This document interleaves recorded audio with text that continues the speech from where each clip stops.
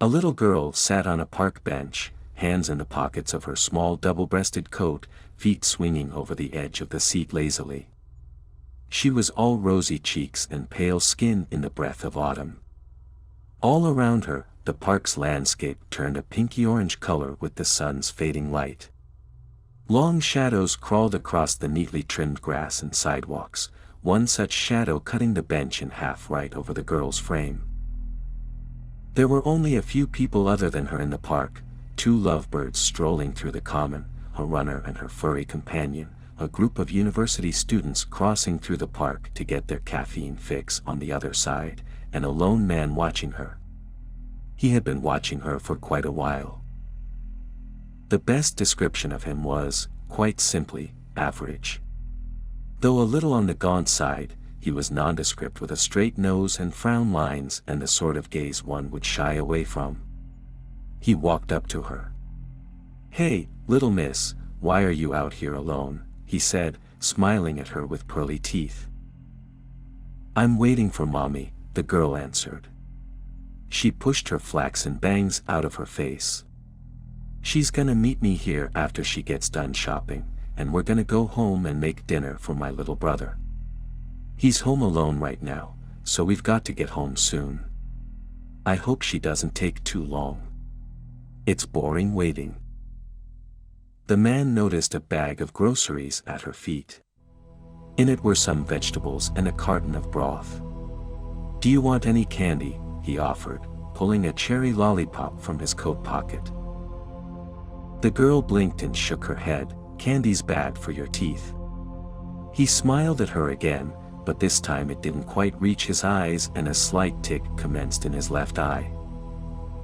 "I can take you home, so your brother isn't alone. How does that sound?" "I don't know," the girl said. Her brows pinched together in a way that only a child's can. "Mommy said to wait for her." His tick worsened. "How about I call her then?" The girl nodded and enthusiastically listed off a string of numbers in a rhyming poem when he asked. The girl watched him press a few buttons on an old phone and caught a glimpse of his home screen as he put the phone to his ear. "Hello." A pause. "Hi, I'm with your daughter and was wondering if it'd be okay if I took her home." A longer pause. "You're stuck waiting in line and aren't going to get here soon." A shorter pause but still longer than the first. "It is? Great, we'll just meet you at your house." The man turned back towards the girl. "Your mother said to go ahead and take you home to start on dinner." "Okie dokie artichoke," she sang sweetly and started swinging her legs in the same direction. When both legs were fully extended, she swung herself off the bench and grabbed the grocery bag. The duo started off towards the parking lot, the girl running and jumping between shadows, giggling to herself. When they reached the tree-lined path that led to the exit, she skipped next to the man. A low whine sounded behind them, and they turned to the sound. The runner and her dog had come up behind them, but the dog had stopped. Tail between its legs and backing up slowly, the large retriever pulled his fighting owner away from the pair. The man frowned, but flighty animals weren't his problem. He had much more important things to worry about. "So, mister, what's your name?" "I'm Jane Margaret Bleecker." The girl, Jane, blinked up at him. He said simply, "It's George."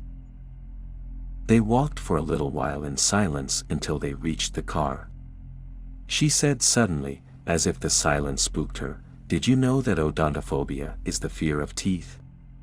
I can't imagine being afraid of teeth. They're just bones you can see." She pulled on her lips and smiled wide so that Hernie could see all of hers. George unlocked his van. The decal on the side read HNO Dry Cleaners in a pleasant navy.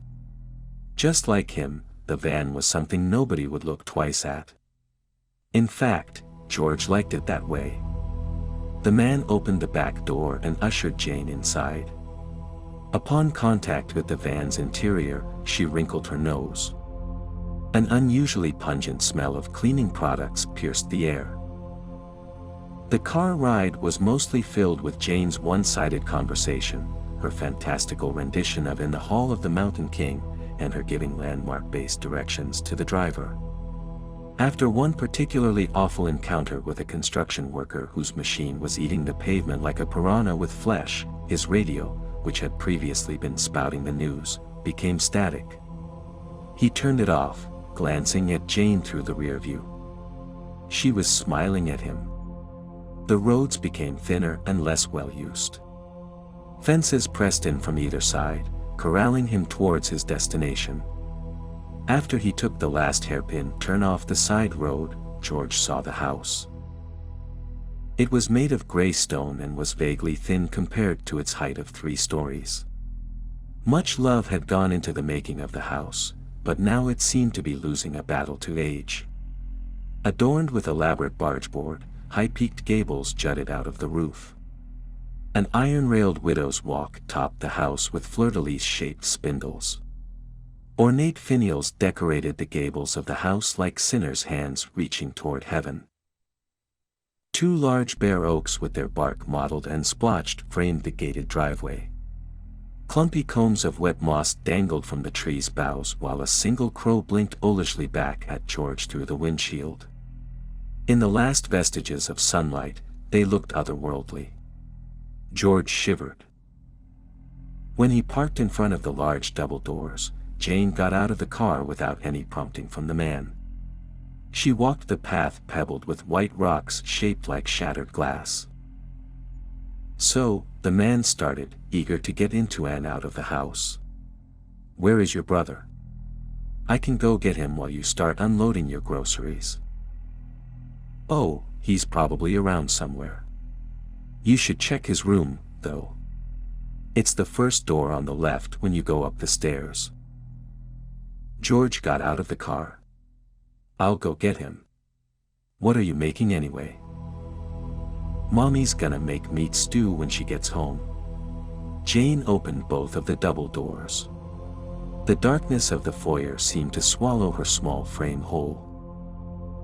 George stopped in front of the steps. "Do you already have meat?" "Yes." Jane looked down at him. "I've got it." The last lances of sunlight disappeared behind the gnarled oaks, leaving only the faint glow of the moon and dim fluorescent lanterns to light up the house. No lights were on inside.